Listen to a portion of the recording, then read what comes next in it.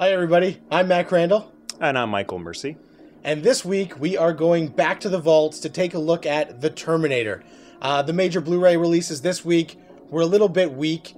We didn't think we wanted to review The Stepfather or Couples Retreat because you know they're garbage without me having to tell you that.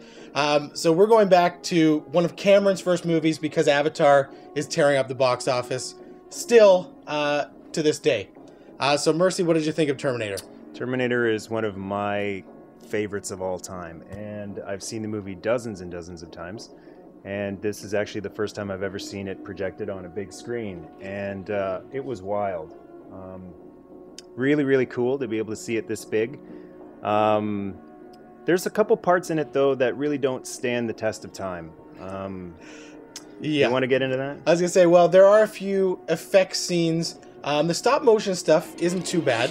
Yeah. That stuff still looks pretty decent, even with the rear projection in it. But the prosthetic mask that they have for Schwarzenegger with the receded eye that, like, you know, he does his stuff looking in the mirror, and when he has the flies on him, that looks worse than as if it was like a Muppet standing in for him. Yeah, for sure. James Cameron, it's really interesting to see one of his early films and how much he was able to do with very little money. These days he's got basically an unlimited budget, and you can see what he can do with that much money, Avatar and Titanic. But it's cool to go back and see what he could do when he had no money. And he really, you know, the way he makes it work is attention to detail, his passion, his intensity, and his attention to detail. And that mask, when Arnold is repairing his face, it's a head scratcher, because I just wonder how he allowed that to happen. Because it wouldn't have even looked good in 1984. Yeah, we were talking about how some of the effects, like the stop motion T800, probably looked pretty cool back then. You know, there was nothing else like it. And right. Over the years, it doesn't really stand up. But that mask, I can't imagine that even back in '84 knocking people's socks off. It looked bad. Yeah, it looked bad. And, you know, it's looked bad on the smaller screen, but seeing it just on a big screen, absolutely horrendous. But the good part about the movie is the plot and the characters allows you to overlook that sort of stuff. Yeah, exactly. It does have the pace of an 80s movie, so it does start off sort of slow. It is a bit of a slow burn, and you don't know who's the good guy and who's the bad guy and what's happening if you don't know anything about the movie going in. But I really like that. You know, the way that Reese following Sarah Connor around is sort of sinister and a bit creepy, and it's not until his big hero moment that we know for sure he is on the side of good and he is there to protect her and that kind of thing. And I think it really works to add that level of suspense to the scenes that otherwise might not have been as interesting, but it does give it that other level throughout. Absolutely. And, you know, touching back on the stuff that makes the movie a little dated and, you know, like Sarah Connor's hair and some of the really cheesy dated 80s music, you do get a couple of awkward laughs and giggles at how bad some of the dating is. But then there's that scene after Reese's big hero moment, and he's explaining everything to Sarah Connor. He's laying it all down to her and telling her what is to come. Michael Biehn's performance is so grab you by the throat, intense.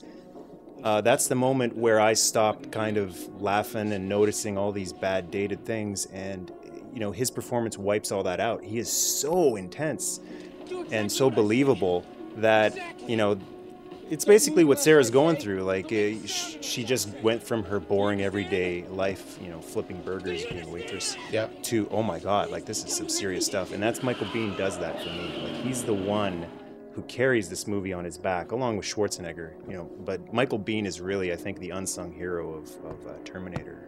Oh, I agree. Just the way he plays the character. Every scene, you know that Reese has seen some shit. Yes. Like, this guy has been through it all, and it just doesn't stop, and he's, you know, back in the time before everything went wrong, but if he doesn't complete his objective of saving Sarah Connor, he knows what is going to happen. Mm-hmm. So he's just sort of always on the edge, and just really gritty, and just really does carry the movie. Yeah, like I like how feral and intense he is. I mean, at first look at Michael Biehn, you know, he looks like your everyday Hollywood pretty boy. And he does a great job of, you know, just being nuts, being a crazy ass, out there soldier who's completely shell-shocked. He's too far gone, and there's actually that interesting deleted scene where he has a mental breakdown and he starts crying and he's taking in all of the beauty of the world, and he's saying how I wasn't meant to see any of this, and the scene does not work. Doesn't work at all. And like most of the deleted scenes on the Blu-ray, there is a reason they were deleted. Yeah. Just neat to see them once. If they had been in the movie, just terrible. Yeah, we didn't get in last week. We didn't get into the Zombieland special features, and we rarely will, because basically here is our review, or my opinion, of every special feature on every movie that I've ever seen, DVD or Blu-ray. The commentary was informative. There possibly were some interesting documentaries that were informative, and the deleted scenes were kind of cool to see, but it's a good thing they weren't in the movie because they messed up the pace or they didn't belong. That's your special features for every movie ever, basically. Now, there could be some exceptions, and if there are, we'll let you know. Oh, yeah. But yeah, a lot of special features now that were 10 years later, 10 years plus on DVD, you've seen it all before. Right. Let's do best part, worst part. All right. Best part. Arnold kicking ass. And I love the scene where he goes to the gun shop, and Dick Miller is the clerk at the gun shop.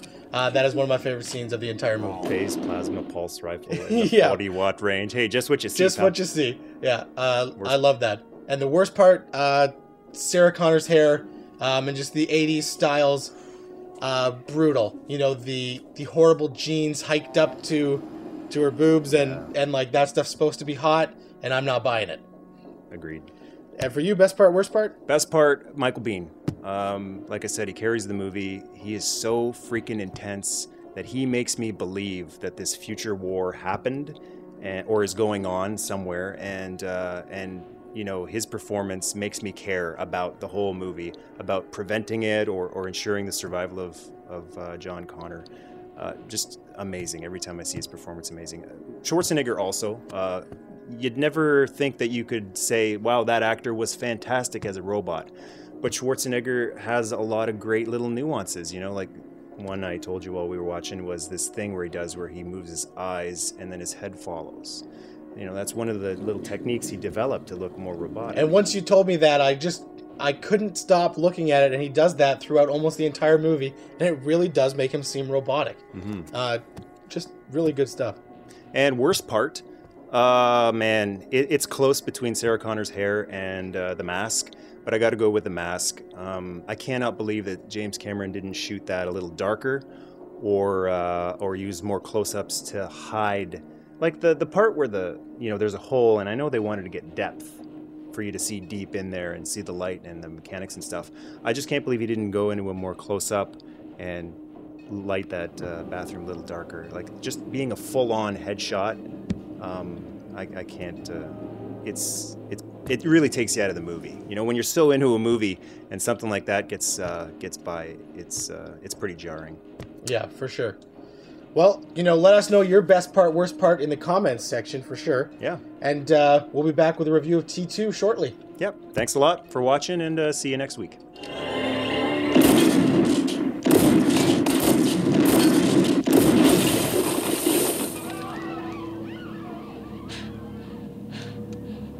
Come with me if you want to live.